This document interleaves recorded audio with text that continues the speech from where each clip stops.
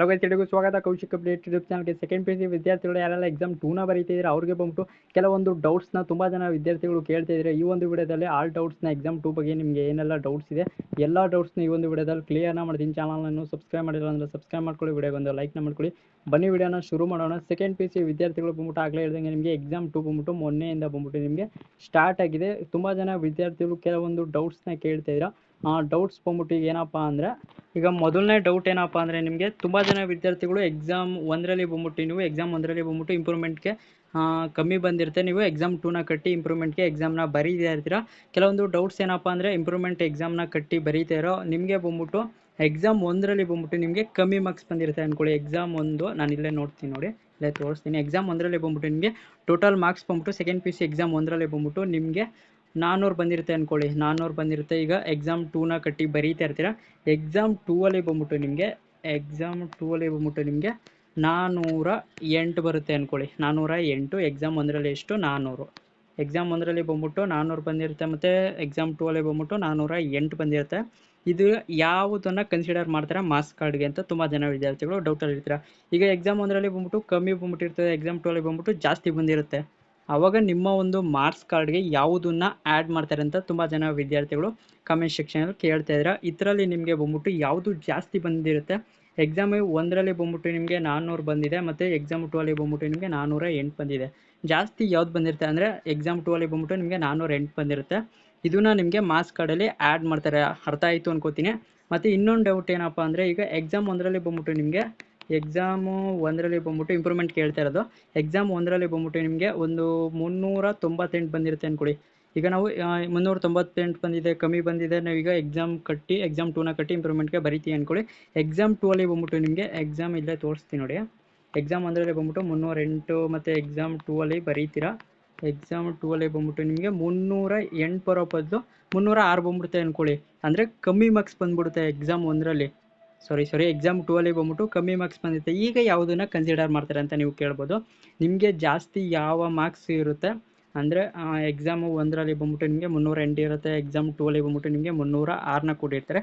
ಈಗ ಯಾವುದನ್ನು ಮಾರ್ಕ್ಸ್ ಕಾರ್ಡ್ಗೆ ಕನ್ಸಿಡರ್ ಮಾಡ್ತಾರೆ?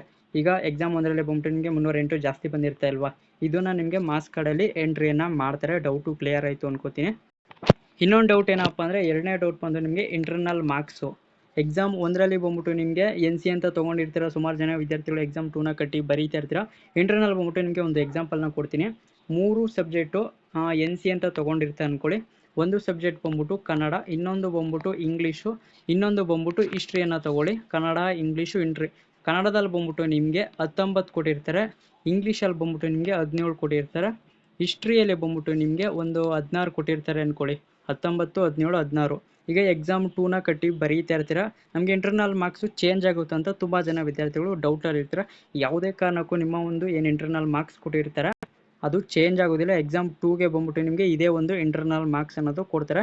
ಕನ್ನಡ ಎಕ್ಸಾಮಲ್ಲಿ ಬಂದ್ಬಿಟ್ಟು ನಿಮಗೆ 19 ಇರುತ್ತೆ, ಇಂಗ್ಲೀಷಲ್ಲಿ ಬಂದ್ಬಿಟ್ಟು 17 ಇರುತ್ತೆ, ಹಿಸ್ಟ್ರಿಯಲ್ಲಿ ಬಂದ್ಬಿಟ್ಟು ನಿಮಗೆ 16 ಇರುತ್ತೆ. ನಿಮ್ಮ ಒಂದು ಏನು ಇಂಟರ್ನಲ್ ಮಾರ್ಕ್ಸ್ ಕೊಟ್ಟಿರ್ತಾರೆ ಅದು ಫೈನಲ್ ಆಗಿರುತ್ತೆ ನಿಮ್ಮ ಒಂದು ಕಾಲೇಜ್ನಲ್ಲಿ. ಯಾವುದೇ ಕಾರಣಕ್ಕೂ ನೀವು 2025 ರಿಪೀಟರ್ಸ್ ಆಗಿದ್ರು ಕೂಡ ನಿಮಗೆ ಯಾವುದೇ ಒಂದು ಕಾರಣಕ್ಕೂ ನಿಮ್ಮ ಒಂದು ಇಂಟರ್ನಲ್ ಮಾರ್ಕ್ಸು 2025 ನಿಮಗೆ 19, 17 ಹೆಂಗಿದ್ರು ಕೂಡ ನಿಮ್ಗೆ ಏನು ಕೊಟ್ಟಿರ್ತಾರೆ ಇಂಟರ್ನಲ್ ಮಾರ್ಕ್ಸು ಅದೇ ಫೈನಲ್ ಆಗಿರುತ್ತೆ. ನೀವು 2026 ಎಕ್ಸಾಮು ಕಟ್ಟಿ ಬರೀತಾ ಇದ್ರು ಕೂಡ ನಿಮಗೆ ಇಂಟರ್ನಲ್ ಮಾರ್ಕ್ಸು ಅದೇ ಆ್ಯಡ್ ಆಗುತ್ತೆ. ತಲೆ ಕೆಡಿಸ್ಕೊಳ್ಳೋಕೆ ಹೋಗ್ಬಿಡಿ. ಡೌಟು ಕ್ಲಿಯರ್ ಆಯಿತು ಅನ್ಕೋತೀನಿ. ಇನ್ನು ಮೂರನೇ ಡೌಟ್ ಏನಪ್ಪ ಅಂದರೆ, ಬ್ರೋ ನನಗೆ ಎಕ್ಸಾಮ್ 1ರಲ್ಲಿ ಬಂದ್ಬಿಟ್ಟು ನಾನು ಫೇಲ್ ಆಗಿದ್ದೀನಿ, ಅಂದರೆ NC ಅಂತ ತೊಗೊಂಡಿದ್ದೀನಿ ಬ್ರೋ. ಈಗ ನಾವು ಎಕ್ಸಾಮ್ 2ನ ಬರಿತೀವಿ, ಅಲ್ಲಿ ಮಾರ್ಕ್ಸ್ ಕಾರ್ಡಲ್ಲಿ ಬಂದ್ಬಿಟ್ಟು ನಮಗೆ ಸಪ್ಲಿಮೆಂಟ್ರಿ ಅಂತ ಕೊಡ್ತಾರಂತ ತುಂಬ ಜನ ವಿದ್ಯಾರ್ಥಿಗಳು ಈ ಒಂದು ಡೌಟಲ್ಲಿ ಇರ್ತೀರ. ನಿಮಗೆ ಹೇಳೋದಾದರೆ ಯಾವುದೇ ಕಾರಣಕ್ಕೂ ನಿಮಗೆ ಎಕ್ಸಾಮ್ 2ನ ಕಟ್ಟಿ ಬರಿತಾ ಇರ್ತೀವಲ್ಲ, ಎಕ್ಸಾಮ್ 2ಅಲ್ಲಿ ಬಂದ್ಬಿಟ್ಟು ಮಾರ್ಕ್ಸ್ ಕಾರ್ಡಲ್ಲಿ ಬಂದ್ಬಿಟ್ಟು ನಿಮಗೆ ಯಾವುದೇ ಒಂದು ಕಾರಣಕ್ಕೂ ಸಪ್ಲಿಮೆಂಟ್ರಿ ಅಂತ ಆ್ಯಡ್ ಮಾಡೋದಿಲ್ಲ. ಎಲ್ಲ ವಿದ್ಯಾರ್ಥಿಗಳು ಎಕ್ಸಾಮ್ 1ರಲ್ಲಿ ಪಾಸ್ ಆಗಿರ್ತಾರೆ, ಏನು ಕೊಟ್ಟಿರ್ತಾರೆ ನಿಮಗೂ ಕೂಡ ಸೇಮ್ ಅದೇ ಕೊಡ್ತಾರೆ. ಸಪ್ಲಿಮೆಂಟ್ರಿ ಅಂತ ಮಾರ್ಕ್ಸ್ ಕಾರ್ಡಲ್ಲಿ ಆ್ಯಡ್ ಆಗಲ್ಲ. ಈ ಒಂದು ರೂಲ್ಸ್ ಬಂದ್ಬಿಟ್ಟು ರಿಪೀಟರ್ಸ್ ಆಗಿರ್ಬೋದು, ಮತ್ತು ಫ್ರೆಷರ್ಸ್ ವಿದ್ಯಾರ್ಥಿಗಳಾಗಿರ್ಬೋದು, ಮತ್ತು ಪ್ರೈವೇಟ್ ವಿದ್ಯಾರ್ಥಿಗಳು ಇರ್ತಾರಲ್ಲ ಅವ್ರಿಗೂ ಕೂಡ ಆ್ಯಡ್ ಆಗುತ್ತೆ. ಪ್ರೈವೇಟ್ ವಿದ್ಯಾರ್ಥಿಗಳು ಬಂದ್ಬಿಟ್ಟು ನಿಮಗೆ ಬಂದ್ಬಿಟ್ಟು ಯಾವುದೇ ಒಂದು ಇಂಟರ್ನಲ್ ಮಾರ್ಕ್ಸ್ ಅನ್ನೋದು ಇರೋದಿಲ್ಲ. ನಿಮಗೆ ಬಂದ್ಬಿಟ್ಟು 100 ಮಾರ್ಕ್ಸ್ ಬಂದ್ಬಿಟ್ಟು ಥಿಯರಿ ಎಕ್ಸಾಮ್ ಇರುತ್ತೆ. ನಿಮಗೆ ಆಗಲೇ ಹೇಳ್ದಂಗೆ ಪಾಸಿಂಗ್ ಮಾರ್ಕ್ಸ್ ಬಂದ್ಬಿಟ್ಟು 28 ಆಗಿರುತ್ತೆ. ನಿಮಗೆ ಸ್ಕೇಲಪ್ ಆಗುತ್ತೆ. ನಾನು ಆಗಲೇ ವಿಡಿಯೋ ಮಾಡಿದ್ದೀನಿ ಅದ್ರ ಬಗ್ಗೆ ಎಲ್ಲ. ವಿಡಿಯೋ ಲಿಂಕ್ನ ಕೂಡ ಕಮೆಂಟ್ ಸೆಕ್ಷನಲ್ಲಿ ಪಿನ್ ಮಾಡ್ತೀನಿ, ಮತ್ತು ಚಾನಲ್ ಕೂಡ ಇರುತ್ತೆ, ಹೋಗಿ ವಿಸಿಟ್ ಮಾಡಿಕೊಂಡು ನೋಡ್ಕೊಳ್ಬೋದು. ಇನ್ನೊಂದು 4ನೇ ಡೌಟ್ ಏನಪ್ಪ ಅಂದರೆ, ತುಂಬ ಜನ ವಿದ್ಯಾರ್ಥಿಗಳು ಗ್ರೇಸ್ ಮಾರ್ಕ್ಸ್ ಬಗ್ಗೆ ಕೇಳ್ತಾ ಇದ್ದೀರಾ. 4ನೇ ಡೌಟ್ ಬಂದ್ಬಿಟ್ಟು ನಿಮಗೆ ಗ್ರೇಸ್ ಮಾರ್ಕ್ಸ್ ಬಗ್ಗೆ ತುಂಬ ಜನ ವಿದ್ಯಾರ್ಥಿಗಳು ಕೇಳ್ತಾ ಇದ್ದೀರಾ. ಗ್ರೇಸ್ ಮಾರ್ಕ್ಸ್ ಬಂದ್ಬಿಟ್ಟು ನಿಮಗೆ ಯಾವ ಒಂದು ಟೈಮಲ್ಲಿ ಕೊಡ್ತಾರಪ್ಪ ಅಂದರೆ ನಿಮಗೆ ಗ್ರೇಸ್ ಮಾರ್ಕ್ಸ್ ಬಂದ್ಬಿಟ್ಟು 5 ಮಾರ್ಕ್ಸ್ ಇರುತ್ತೆ. ನೀವು 2 ಸಬ್ಜೆಕ್ಟಲ್ಲಿ ಪಾಸ್ ಆಗಿರ್ತೀರ, ಒಂದು ಸಬ್ಜೆಕ್ಟಲ್ಲಿ ಇನ್ನೇನು ಫೇಲ್ ಆಗೋದು 21 ತೆಗೆದಿರ್ತೀರ, 2 ಸಬ್ಜೆಕ್ಟಲ್ಲಿ ಪಾಸ್ ಆಗಿರ್ತೀರ, ಒಂದು ಸಬ್ಜೆಕ್ಟಲ್ಲಿ 21 ತೆಗೆದಿರ್ತೀರ. ಅವಾಗ ಬಂದ್ಬಿಟ್ಟು ನಿಮಗೆ 3 ಕೊಟ್ಬಿಟ್ಟು 24 ಬಂದಿರುತ್ತೆ. ನಿಮಗೆ ಇಂಟರ್ನಲ್ ಬಂದ್ಬಿಟ್ಟು ಒಂದು 9 ಕೊಟ್ಟಿರುತ್ತೆ ಅಂದರೆ ನಿಮ್ಮ ಒಂದು ಕಾಲೇಜಿನಲ್ಲಿ 24 + 9 ಬಂದ್ಬಿಟ್ಟು 33 ಆಗುತ್ತೆ. ನೀವು ಪಾಸ್ ಆಗ್ತೀರಾ.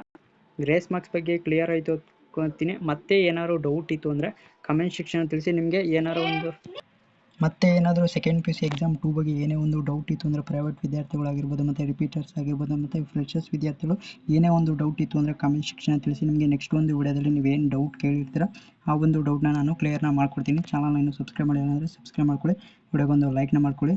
ಸೊ ಸಿಗೋಣ ಮತ್ತೊಂದು ವಿಡಿಯೋದಲ್ಲಿ. ಎಲ್ಲರಿಗೂ ನೋಡ್ತಾರೆ Kaushik updated. So thank you for watching.